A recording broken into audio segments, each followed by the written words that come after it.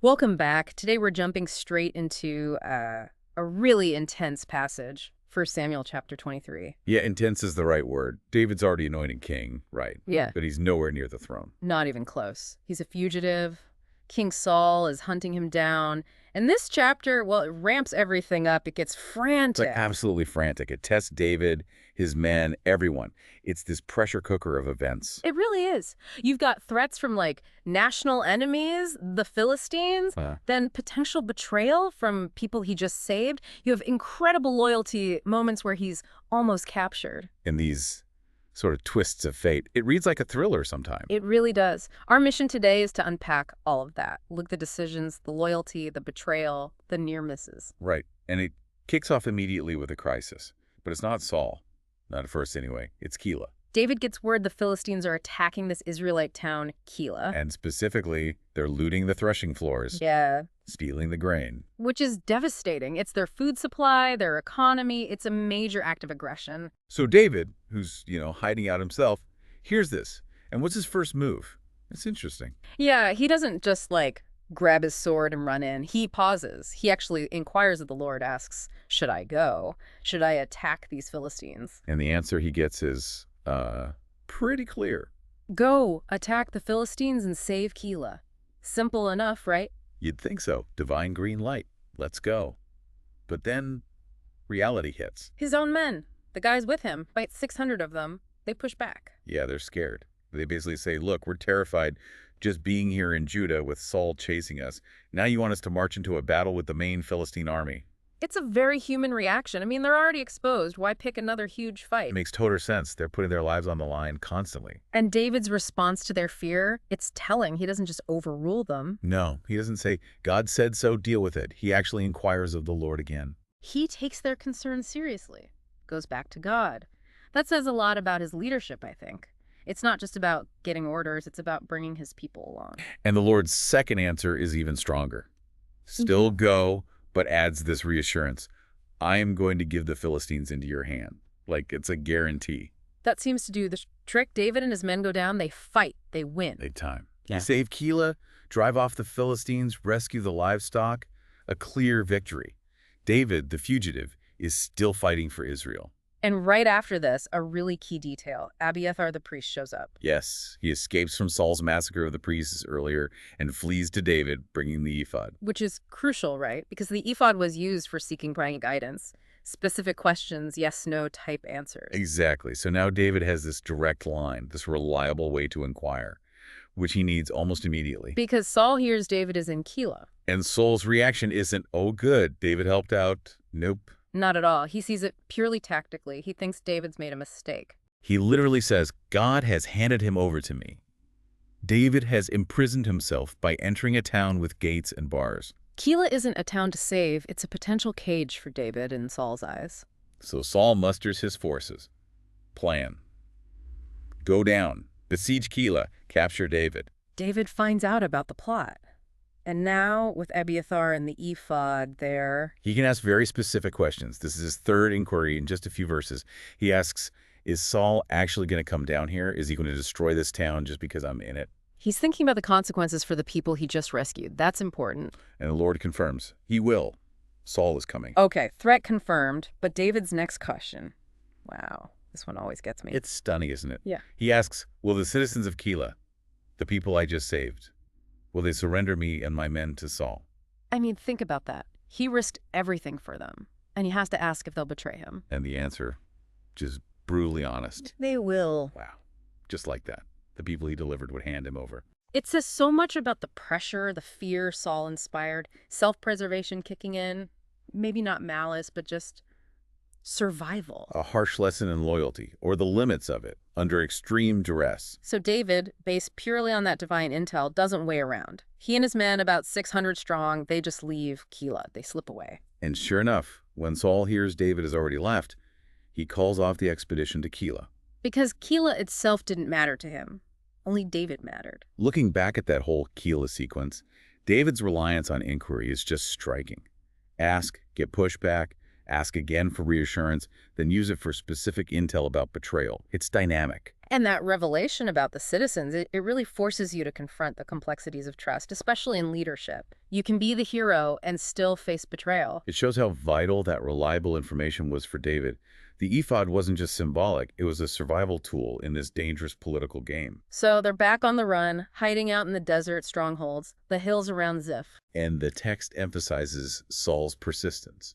Saul searched for him day after day. It's obsessive. But then there's that crucial little sentence thrown in by the narrator. Right. Right after saying Saul searched daily, it says, "But God did not give David into his hands." It frames the whole pursuit, doesn't it? It tells you, despite Saul's efforts, there's another factor at play. Divine protection. It's like the narrator giving you a heads up.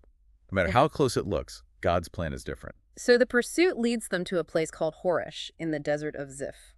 And David gets word. Saul is coming here specifically to kill him.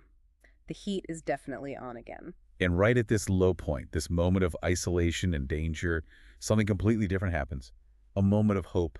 Jonathan, Saul's own son. Yeah, Jonathan goes out to find David at Horesh. Think about that.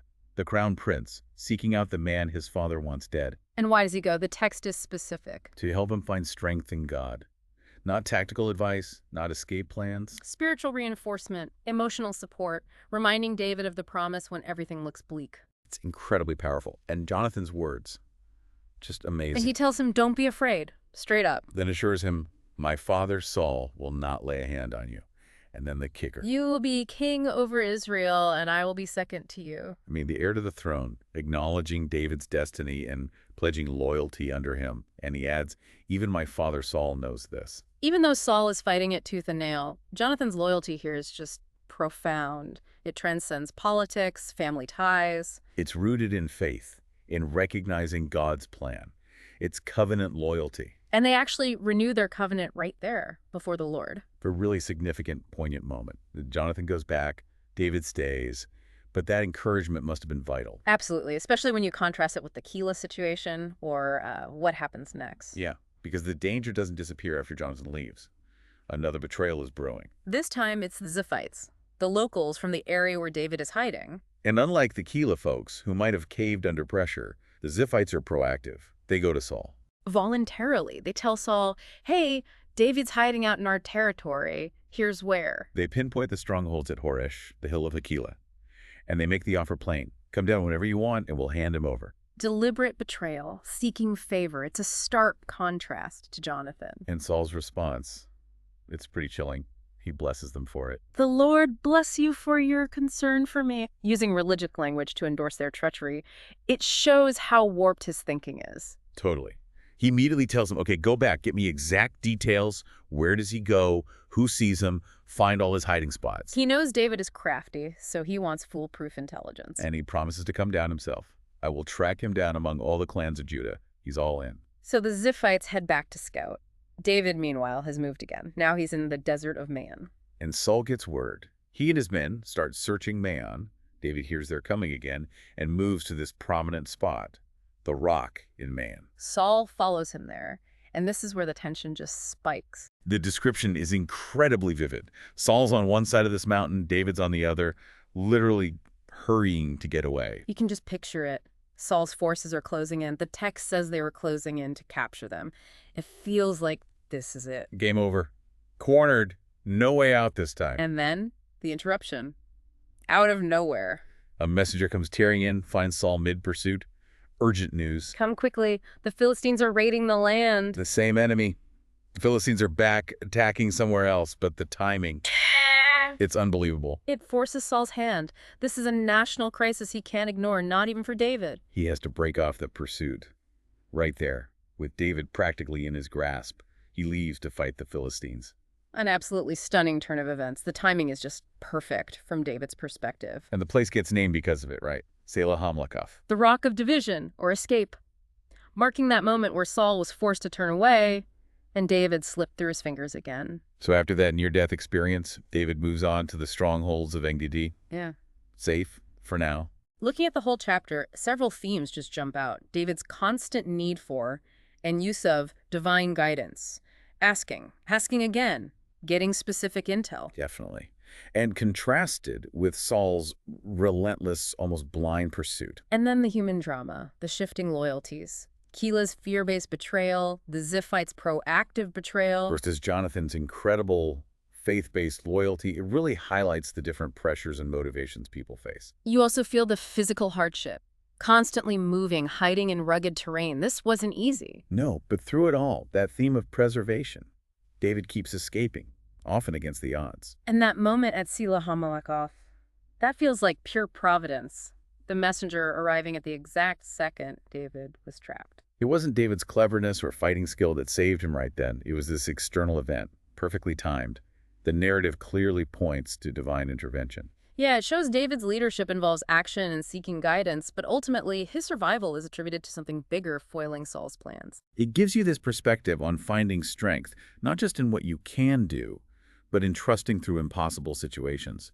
So this one chapter takes us from rescuing a town to nearly being betrayed by it, getting this profound encouragement, facing outright betrayal, being cornered. And then escaping by the skin of his teeth thanks to a Philistine raid. It's quite a journey. It really lays bare the immense pressure on David, but also these threads of loyalty and, again, divine protection. Which leaves you thinking, doesn't it?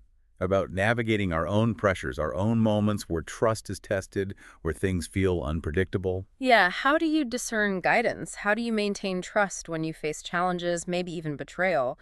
What does it mean to look for deliverance or to understand being given into someone's hand when things feel overwhelming? It definitely gives you a lot to chew on about faith, survival, and the often surprising ways deliverance can come.